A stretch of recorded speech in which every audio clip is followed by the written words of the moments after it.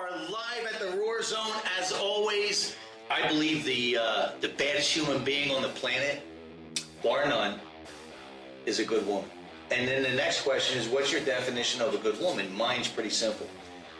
A woman that handles her business both personally and professionally. Now, we both know women that do, and we both know women that don't. So I'm excited to introduce somebody that fits that criteria. I'll tell you why. A wife, mother of three, in the corporate world, and running your own business, and handling the house, right? And still looking for more to do. And see, our DNA as men, unfortunately, we can focus on one thing. Once that's done, maybe we can think about something else. And women, their DNA can just handle it all. That's why I believe a good woman really can do it all, and look for more to do. So, welcome to that club. And so that being said, I want you to introduce yourself, and then what we're going to do here is we're going to take them behind that black curtain. Okay? And when it scares you and excites you at the same time, it's big enough, right? Yep. So we're going to share where you came from, where it started, where you're at today, and where you see yourself going. We're going to chunk that down. We'll pull out those gold nuggets. Okay. You ready? Okay. Let's do this. I'm Jennifer Meehan, and I am from San Diego. Oh, yeah. Okay. Well, I live in San Diego now. I'm actually from Northern Nevada, and I am the business life optimizer. So I go in and I help people with their businesses and get them focused and reset, push that button, reset, and able to make decisions to move their business to the next level and themselves personally to the next level. Everyone wants to know who you are, right? They want to get to know who you are, and that's what separates us here at Monster Motivator TV, because I'm dying to know as well, right? So you were born and raised in Northern Nevada. Yes. And for how long? I lived in Carson City, Nevada for 16 years. Okay. 17 years. Okay. How was your childhood? Typical childhood? Was it? No, Okay. It wasn't a typical childhood. Okay. No. All right. I was raised by my grandparents. Oh, wow. Yeah. Awesome. My mom and father, they divorced Okay. before I was born. Okay. And then my mom went back to school. Okay. And so my grandparents, they took me in. Raised you. And raised me. Wow. Yeah. So we have a little bit in common. I was in an orphanage from the time I was born to 18 months old, and then my parents had adopted me. They were in their middle to late 40s, so they were 2 generations ahead. So they were my grandparents' age, right? Mm-hmm. When you look at the generation. How was it being raised 2 generations ahead, really? It was a little different. Different, right? Yeah, it was very different. Yeah. And, you don't really fit in. And tell me if you see this, right? And I don't know how close we are in age, but when I was younger, everyone that I knew had younger parents, right, than I did, yes. Obviously. But if you look at today, we would fit in more because of the 2 income households. Yes. People are having kids much later. Right? Yes. Much later. It's not uncommon to see a woman in her 40s pregnant. That's right. I mean, or at least not as uncommon as it was. Right. But I get what you're saying. Back then, it was weird. Man, yeah, it was different. it was weird. Let's keep it real. It was weird. When I look back, my parents were in the World War II generation. So, yep. I mean, it was as close to an immigrant mentality as you can get, because I believe that's the greatest generation that we know of. And I believe that's why we're here, because of that generation. Yeah. They were pretty amazing, right? Yes. So grit. They had grit. Yeah. Right? And just zero excuses. Yeah. Just get it done. Just get it done. Right? Just get it. So when we look back now, we're pretty fortunate, yes. Right? That we were brought up with that generation. So close. Right? Not just being your grandparents, but really being your guardians. Right. So how was school for you? It was rough. It was rough. Was it? Yeah. Me too. Yeah. Me too. I hated it. That's only when I was there. No, I had really low self-esteem. So I did not think highly of myself. So okay. When you were younger? Oh, yes. Very shy. Why? Incredibly shy. I had very low self-worth. In fact, I had a lot of self-hatred. Yeah. And I would... Where do you think that came from? I think that it came from just this feeling of not being wanted as a because subconsciously you did, no matter what, you know that they're your grandparents, right? Not your parents, right? Okay, so you felt like, you know what, was there something wrong with me? Right. How come everyone else that I can see is being raised by their parents, not by their grandparents? Right, and people would ask, where are your parents? Right. Where is your father? Right. Where is your mother? When, Right. You know, Right. like, and constant. constant. Then you start to question yourself, right? And when you're a little girl, you're a little boy, that's what happens. And then that becomes that conditioning, right? It becomes part of who we are, right. Or more importantly, I should say, who we think we are. Who we think we are. Right? Yes. Did you play sports? What was your outlets? Did you have a lot of friends? I did not have a lot of friends. Okay. I had a couple of very close friends. Okay, and then just the rest acquaintances, right? Okay. And as far as sports go, I loved riding my bicycle. I was a tomboy. I liked playing outside, hanging out in the garage with my grandpa. Okay. That smell of oil in the garage. Yeah. Oh my gosh. Right? It's amazing. It's an amazing smell. Yeah. He was a machinist. That's home base for you. Oh, yeah. Right? That's that. Yeah. I get that. Yeah. So building forts and lots of outside play. See, my dad loved working in the garage too and doing all the handy stuff. I hated it. He just drugged me in there. I had to do it, but I hated it. But what I remember is when my mom would cook, I smell like the house, and then especially at the holidays, man.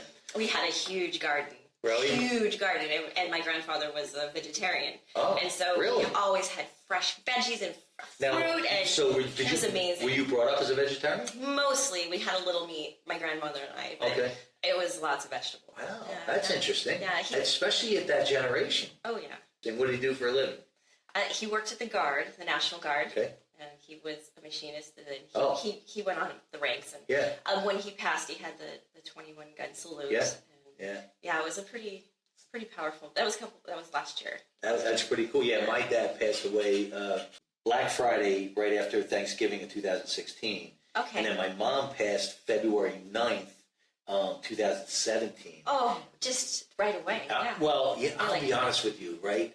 And she was a week into her 91st birthday, and he was a month away from his 92nd. Now I can understand, or at least I witnessed somebody that died of a broken heart. It was a stroke, but she died of a broken. It was wild. It just it was wild. Yes. Wild. Did you get good grades? Did you get bad grades? I did, because I had such low self-esteem. I realized that if I did good, people would notice me and they would give me props. And so I began just diving into everything I did and becoming the best. And getting the best, no matter what, how much. And I am like seriously dyslexic, and I got like I'm ADD, and I love it. And I just would overachieve. Oh yeah, overachieve. Like, beyond.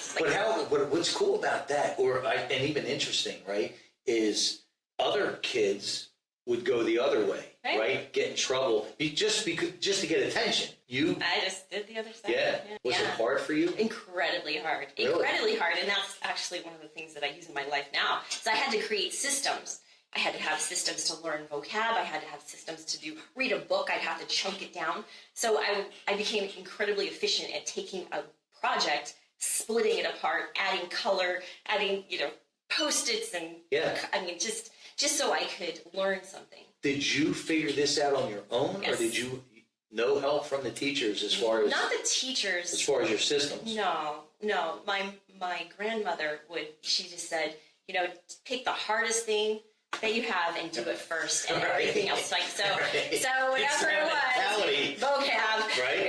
Spelling and vocab. Is that what it was? Yeah. Really? Oh, yeah. Mine was math. Oh, yeah. Was it math? Hard. I did okay with math. I was a little bit more... Wow. So straight A student? Straight A's. Wow. Yeah. All through? All through. French. Oh, I didn't do French well. But still, though, you pretty much aced it. Yeah. And then did you go to college? I did. I went to UNLV. And now, how was that for you? Because there's more freedom. Yes. There's more. Yeah. Did you adapt to that, or? Yeah, I did. Okay. I adapted well. And did you stay? I did not finish my 4-year degree. No. Okay. No. What was your GPA? Oh, yeah, like 3.8. Yeah, girl. Like, all right. Yeah. And then we just wanted to do business, and so I stopped going to school and we started business. So we're 20 when we first started. You say we? My husband. Okay, so you were married? Yeah. Okay. We got married. We were 18. Okay, you went to school together, right? High school. No, we went to high school together. Okay, yeah. Yes. Okay, and then you said, you know what? Let me jump out of this because I want to get into business. Yes. That's awesome, though. That's awesome. What did you get into? What'd you do?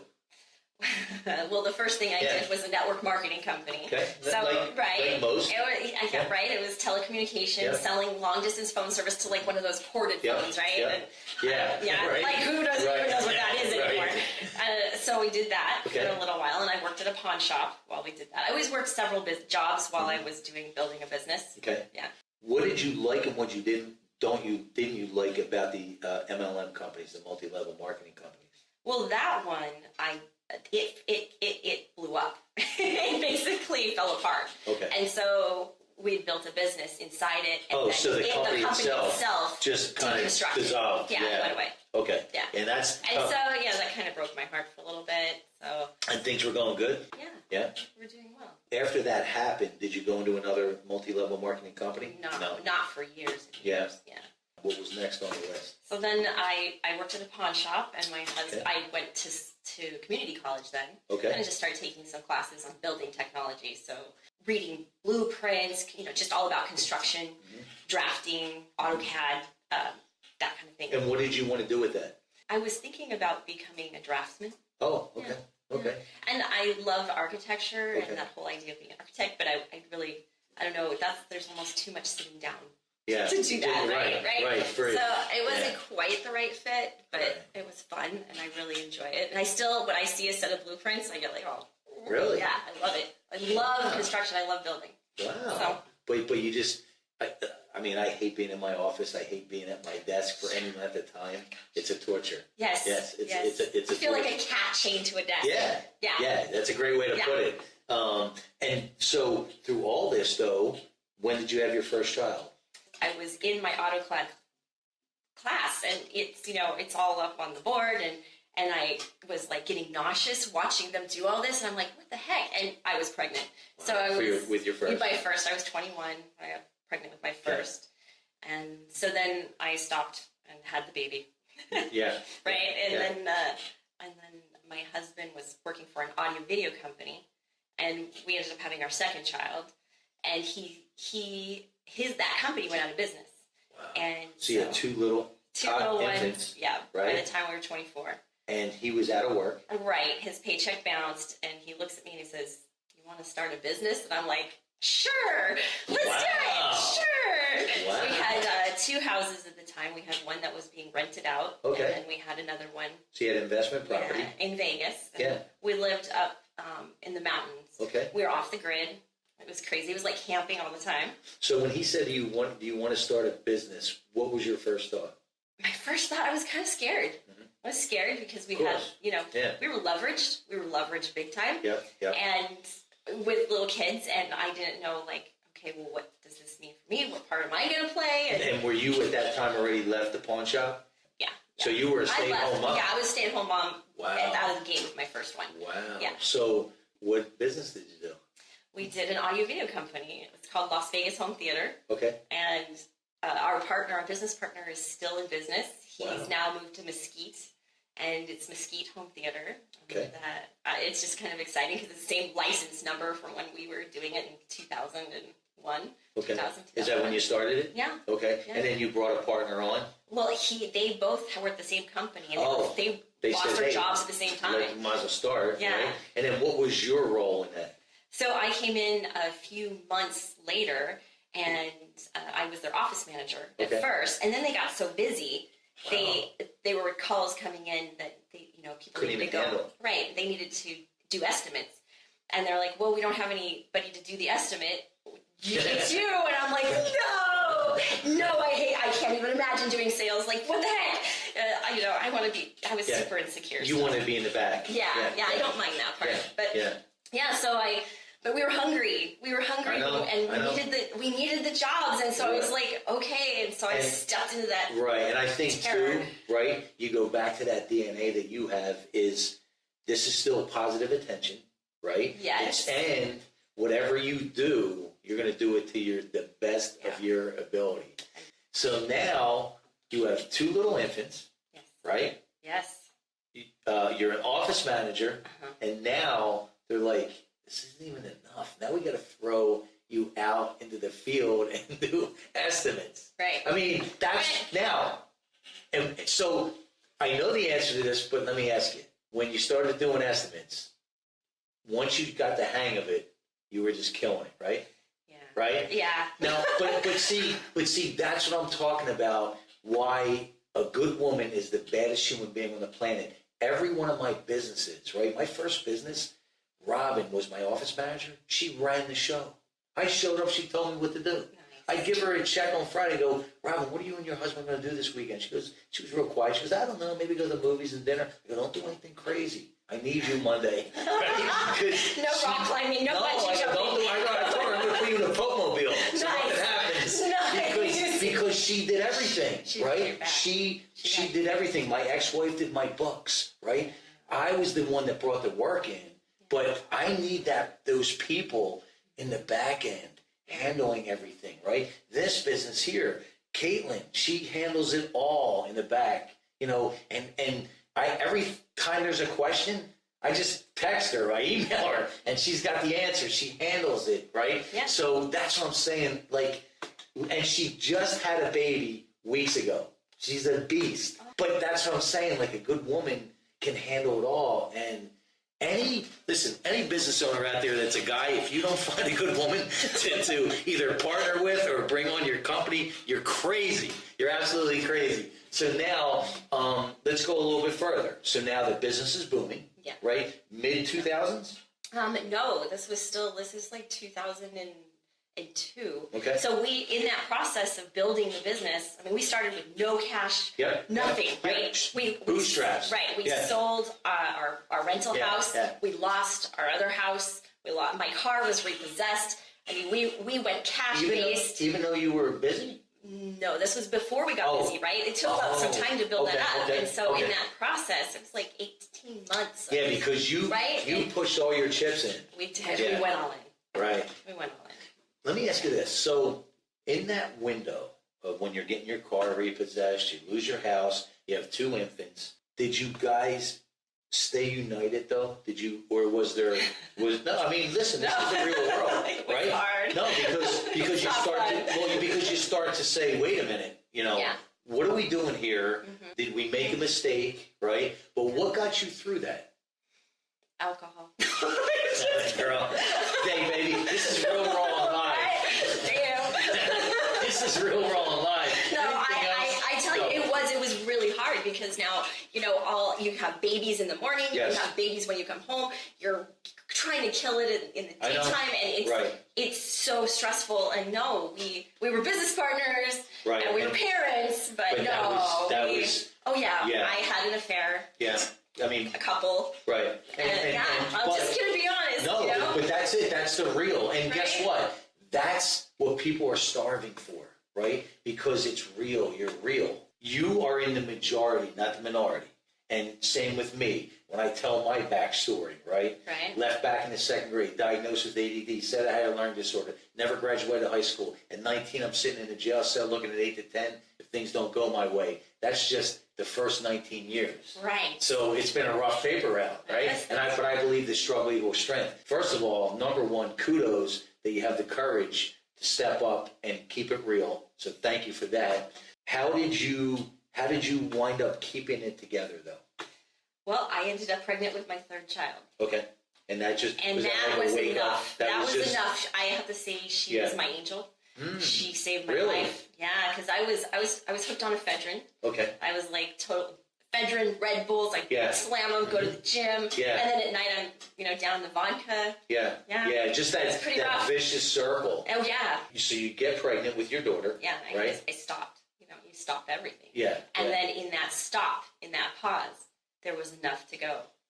Okay.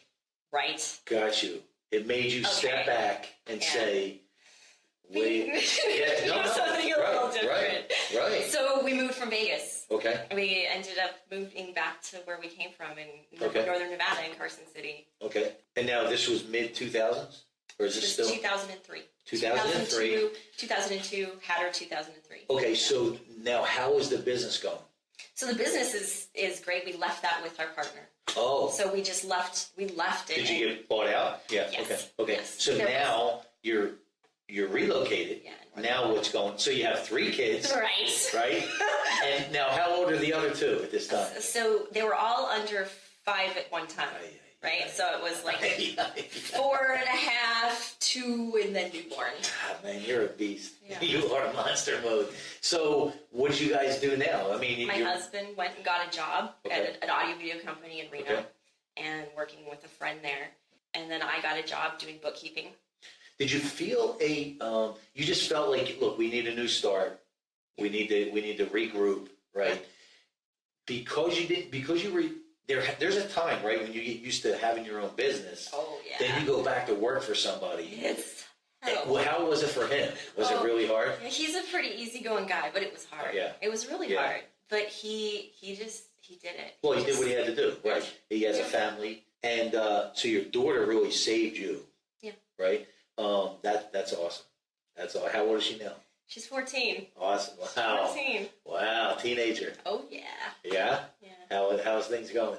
Good. Okay. But she's pretty spicy. Yeah. And she's funny as heck. Right? Yeah. She's going to test you, right? Oh, yeah. How long were you in Nevada until you moved to SoCal? We were there until 2012.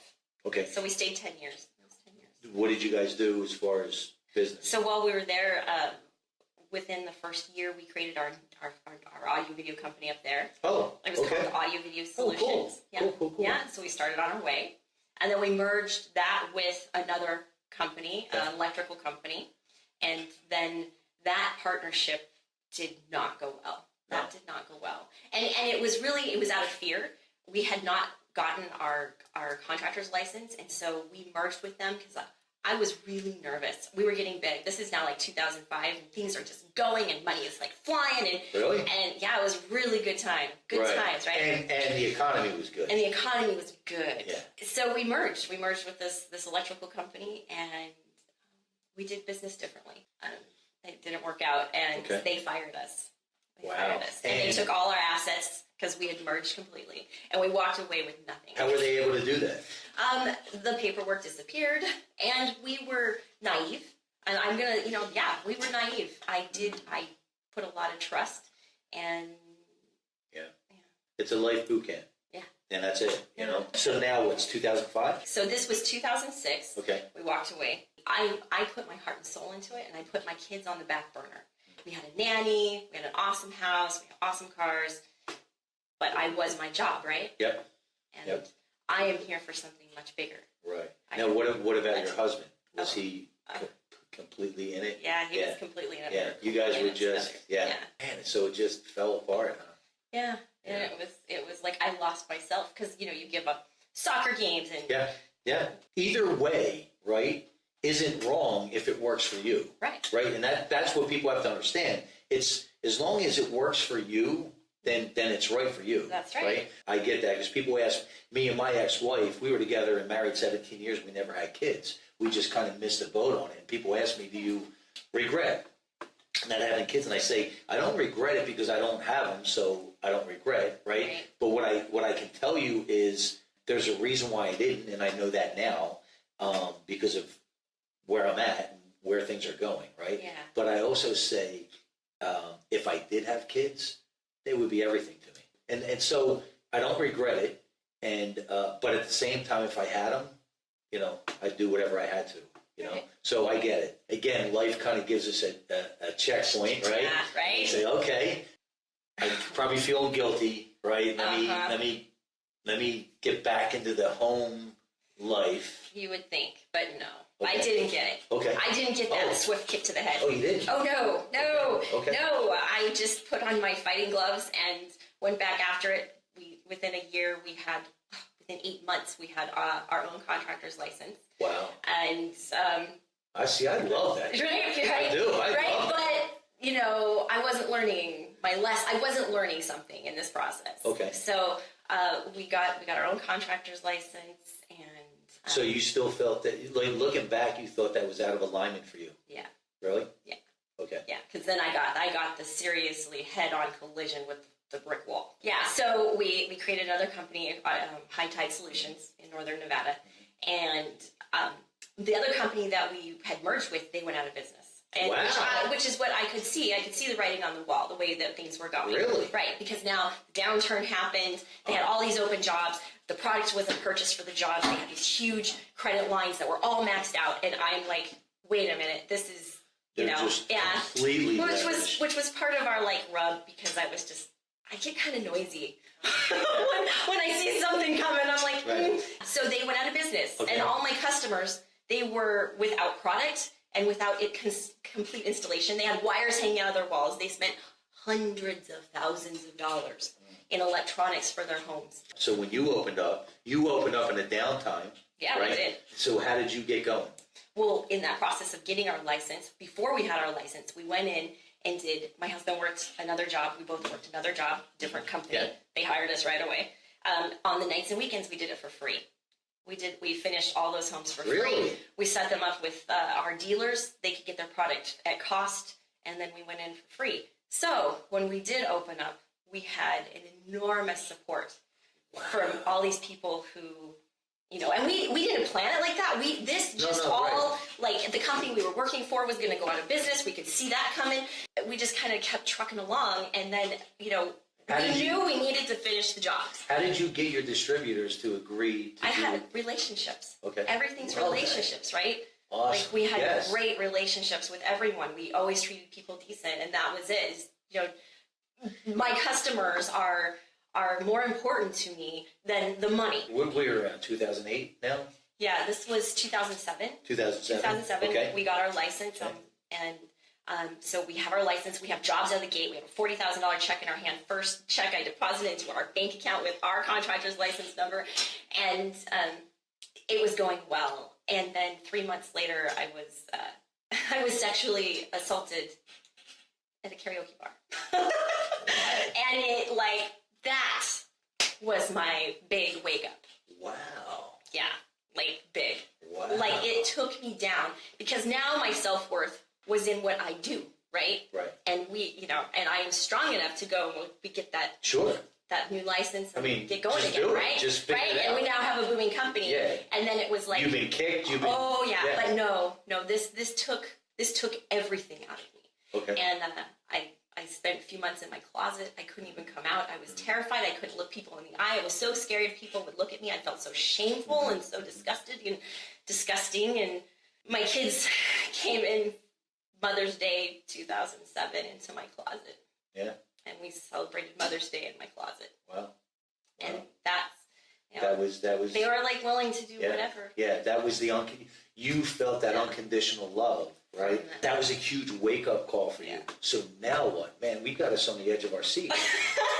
This is awesome. So since I really couldn't go to the grocery store, I couldn't go out, I needed to get out of the closet. And how were you and your husband? We were well. We were good. They were okay? He did good. Yeah, so he he- did good. so oh he- yeah, he was yeah. stallion. So what got you out of the closet? A pop-up tent trailer. We lived in Northern Nevada. You're keeping us on the edge. Right. Hey, look at you. So we bought a pop-up tent trailer and we would put it at different places in the mountains, and you can camp just off the grid in the mountains. And so we did that. I did that just with the kids, me and my two oldest. My youngest was too little then. Just you and your kids? Just me and the two kids, and my husband would come up on the weekends and put us in different places, because you could stay in one spot for 2 weeks, and bring water. I'd go down and shower once in a while. we had a couple kayaks, and I spent almost 90 days camping in the mountains with my kids and one of my dear friends. And So what did that do for you? it gave me like a renewed sense of center. The Kind of centered me. That was your zen.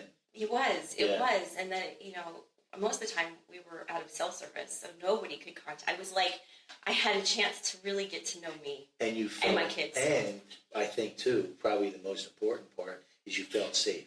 Yeah. Yeah. Oh, yeah. You felt- I felt safe up there with the bears and No. who knows what, right? No, but, Yeah. but in your mind, Yeah. you felt safe, and then it forced you to be alone. That's interesting how that all unfolded, though. Yeah. Isn't it? Pretty crazy, huh? It's wild. The 90 days are up. You get back into society. Yeah. So you're out of your closet. Yeah, I'm out of the closet. Right? So then what? I start broaching back into business and kind of working a little. Okay. And I ended up at a networking group, and I met this woman who was a transformational life coach. Like, it's like one of those, I saw her across the room. Yeah. And I really did. Like, I didn't want to talk to anybody. I was like in my little bubble. And so I just beelined it for her. And I was like, what do you do? And she said, I'm a transformational life coach. And I'm like, What is that? Yeah, Right? what is that? Because I knew I still needed some help. Yeah. And I was going to a hypnotist. I was going to a counselor's, and nothing, the antidepressants weren't working, and the alcohol wasn't working. And the universe starts to align you, with the right people. When you start moving forward, taking the action, right? It becomes magical. You connected with her, and it sounds like she helped you quite a bit. She did, but I did. At first, I didn't connect up, right?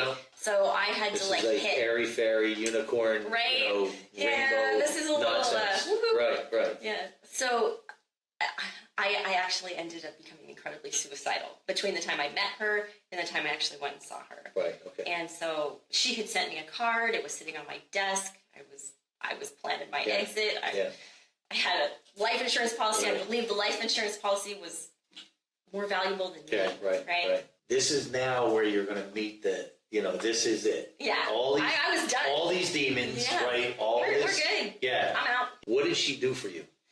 What she did was she gave me an opportunity to see myself. Okay. So she took me into myself, and I could deal with something, right? Like I could see that if I walked into my pain, I could walk out on the other side of my pain. Okay. And be okay. Yeah. And it was just one little step at a time, right? Like, if I knew back then how many steps I had to take, I would have never continued. Right. It was like I could only see like just enough in front of me. Like, and there was this little victory, and then you could see a little more, and you take that step. If I had any clue. And I think that's anything with life, right? That means anything. If you really knew what you were going to go through when you started your business, you'd say, are you crazy? You're out of your mind, right? So that's really life is don't worry about the whole staircase as long as you see the next step. So now you're taking these steps. She's with you all the way through. Yeah. When did you get to a point where suicide wasn't an option? Years. Really? Years. Okay. So I had, from the time I was really little, I thought about killing myself, right? Okay. So suicide this was has always been your DNA. Oh, in yeah. a way, right? Yeah, since I was 6. Yeah, it's been your conditioning. Yeah. So it took a lot. It would only make sense, right? Yeah. So it took you that time. Yeah. So now, throughout that time, do you stay in Nevada or are you in SoCal? I stayed in Nevada. Okay. We stayed in Nevada until 2012. So through that process, I knew that I had to keep at it. And this was my demon, if you want to say. So I would just chunk away. And there were hours then that I wouldn't think about committing, and then days, and then weeks, and then months. Right. And then now it's years.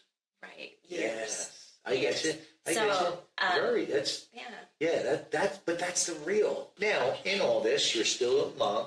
Yeah. Still a wife. Still in your business, right? So you're still doing everything that looks like what you do on the outside, right? And to everyone else, but you're really going deep inside and fixing, right, those potholes, if you will, right? And then moving on. Right. And then moving on.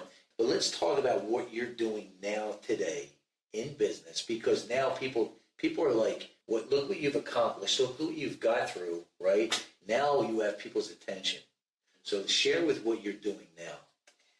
Well, I became a transformational life coach because I needed to do that for myself and for my kids and my husband and my friends. And then I began being referred out, and it just kind of grew into a business. Okay. So I did that for quite a while until we moved here. We moved to Southern California in 2012.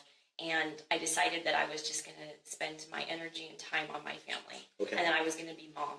And I was going to, because my oldest was about to go into high school, and I knew that they needed me. This was the time. Right. Okay. And they saved my life. Sure. Right? So it was my turn to give them that solid foundation. But also, because you spent the time on yourself, on the personal development, you created that level of awareness that gave you that knowing that this was the time. See, that's what's important for people to understand. You put the time in to work on yourself, to build that level of awareness. And I'll tell you something, out of all the businesses I've done, all the things that I've accomplished, the most proud that anything I've accomplished in my life up to this point is me and my ex-wife were together, married and together 17 years, and we got a divorce, split everything down the middle, no attorneys, and we still are really close today, and I'm still really close with her family. But here's the thing, right?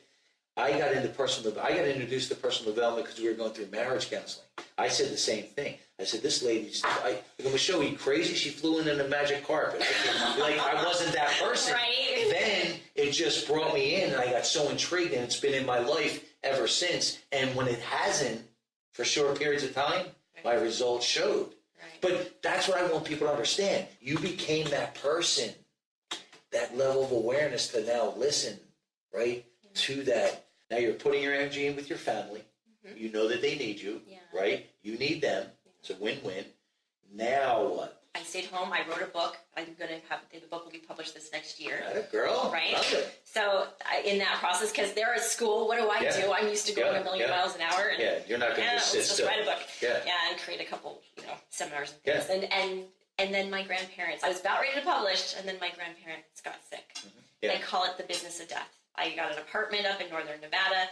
I went up every couple of weeks. I set up caregivers. We had 18 caregivers. We kept them in their home. We remodeled their, I set it up as if it was a business. We had an operations manual. We had boards. It was kind of, it was a whole deal. It kind of sounds a little callous, but it was what they wanted. They wanted to stay in their home until they died. And you were able to give them that gift. You just went back to all your tools, everything that you do naturally, right? Right. Figure it out, lace up your boots, get to work, and figure it out. That's right. And that's what you do.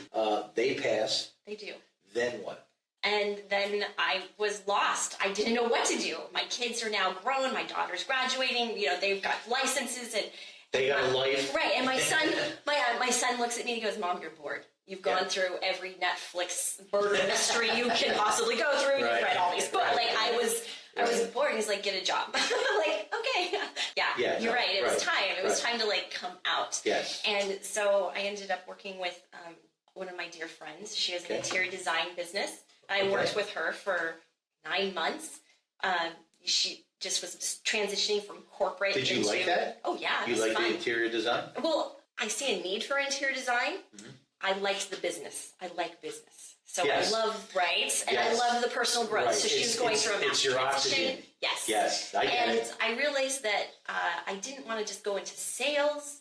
I really liked setting up businesses. Okay. And so I started my own business doing that for people. So people who are transitioning into their own business and they need somebody to help them set it up. But it's more than that. It's wherever they're at, right? Because there's the business, doing the technical end of the business, building the actual business, and then the personal, building your personal inner business and taking care of it. So I don't do anything with their technical business, but what I do is I come in and we start building their infrastructure for their business. And as we go through that, if they get a block, then I can go into their personal business, their personal inner growth business, and we can get through that so they can continue on. Okay. Yeah. All right. So you do the practical. Yeah. And then when you hit a bump, you know where that comes from. I know where we need to go. Right. You know where that comes from. It's not the outside. It's the inside. It's the inside. So then you marry the inside and the outside to now move forward, right? Yeah. Love that. And how are things going? They're going really well. So I started my business in May. I have an 8-week class that's full right now. We're on our 7th week. I have a handful of clients that I'm coaching one-on-one. Okay. And by the end of the summer, I will have a book for my business that will be published. It's specifically for this, building the infrastructure of your personal life and your business. Okay. And that will be out, I have to say, the end of August, September. Okay. I already have the contract written and an agreement with the publisher. And so I'm building my business while I do my business, because you can't launch when you wait to be perfect, right? No, right? There is. It's a facade. Yeah. There is no perfect time. No perfect. So we have Elizabeth Brown. She said hi. Tom Lanagard. Hey, Tom. Tom says, I've been coaching with Jennifer for my biz and getting a ton of value from her. Awesome. So what are you doing for Tom? Oh, so for Tom, we're working on operations manual. Okay. Because Tom is like so much energy. He's like you. He's just like big, right? Yes. He has like all these ideas, and his business is so cool. But now you have to start to. So we have to like bring him in, and then we like separate it out, and we like, okay, we're working on this, and then we work on that. Yeah.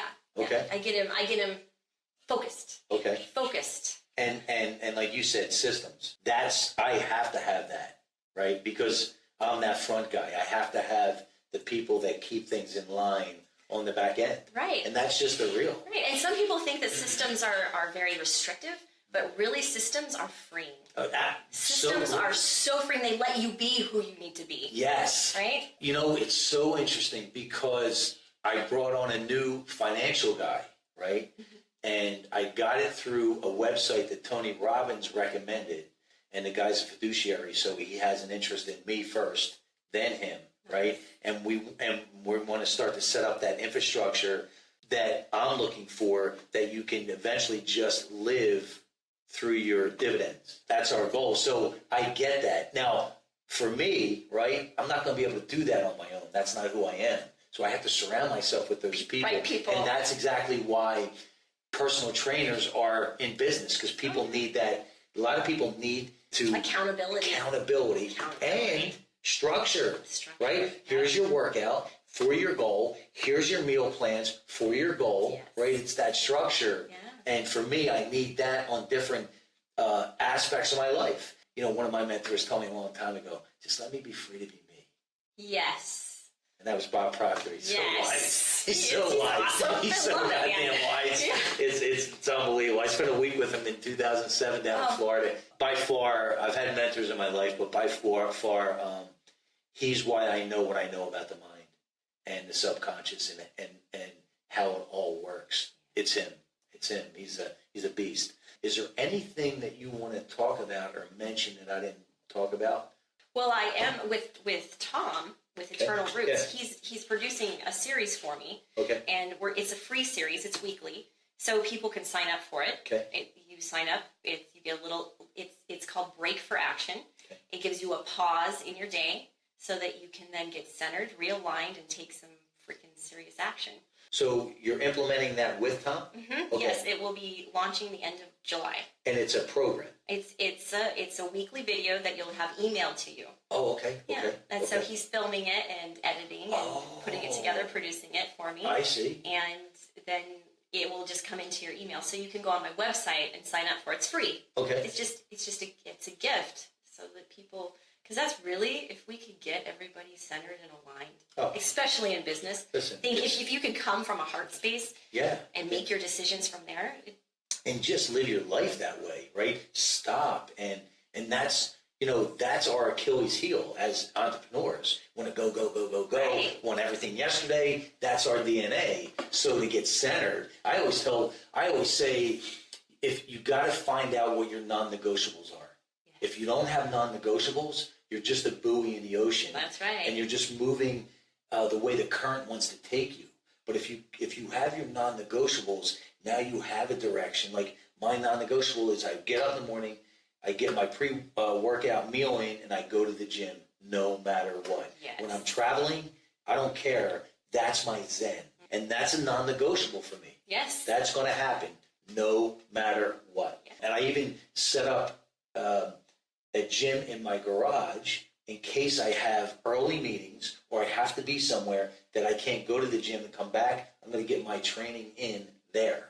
It's just, that's my non-negotiable. And I think that, I don't know what your thought is on that. I think it's so important. I think that's where a lot of people miss because they let the day, control them instead of them controlling their day. Right. I have the same way. I have to, if I don't get my bike ride in, I do a 10-mile bike ride, and my greens, man. And that's your non-negotiable. Non-negotiable. If I don't get those two things, I am not right. And those things like that are non-negotiable, then they allow you to be strong enough to make the decisions, right? When things come in, you can just be like... Yes. And here's the other thing. I talked about women being the baddest human beings on the planet, right? And they can do it all. And still look for more to do.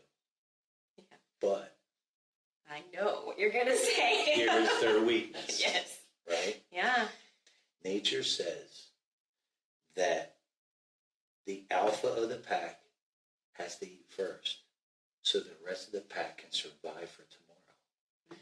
And when you're alpha and you don't eat first, you're going against nature. What a great, that's so good. But you're going against nature, right? Yeah. It's that same thing that we've heard when your plane's going down. If you want to help everyone, put the oxygen mask on first, right? Yep. But I say you're going against nature. And most women that handle their shit on a daily basis, when I say that, they go, right? Because they feel guilty. Right. They think that's what they're supposed to do. But in reality, they're going against what they're really supposed to do. And that's, they're supposed to eat first. And that's what non-negotiables are. You are the alpha of your world, of your life, right? Yes. You're the CEO of your life. So if you are, then you need to eat first, then move forward. So, huh? Yeah. I told you we're bringing the fire. Know, right? I told you. I know. So you're the alpha. Figure out how to eat first, so you don't go against nature. And that's my, I knew you'd get the rant out of me. That's my rant for the day.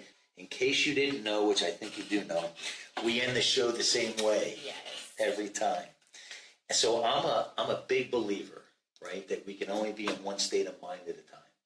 So if you're in victim state, there's no room for gratitude at that moment. Do you agree? I agree. Okay. But if you're in that strong, healthy state, at that moment, there's no room for negative. There's no room for victim. Absolutely. Right? And life always, unfortunately, we want to think we make the rules, but life makes the rules, right? And life always asks the questions, and right now, life is asking, Jennifer, if you could purr like a kitten or roar like a lion, what would you do? Oh, I'm a liker. That a girl, love it.